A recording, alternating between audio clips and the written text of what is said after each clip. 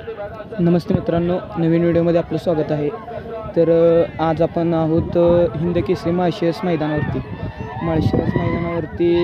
आपल्या सर्वांचा लाडका राहुलभाई पाटील आडवली कल्याण यांचा मथुर आणि कैलासवासी रणजित सर निंबाळकर फलटण विठ्ठल ड्रायव्हर बुध यांचा सर्जा पाळणार आहे।